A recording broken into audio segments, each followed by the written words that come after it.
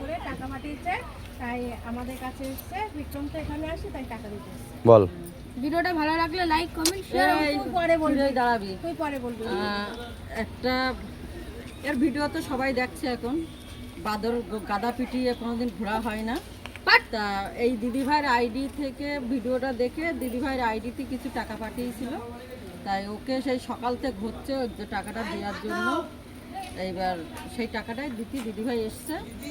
আর বাদর মানে কি বলবো, বদ যে কত রকমের থাকে, একে না দেখলে আমরা বুঝতাম না।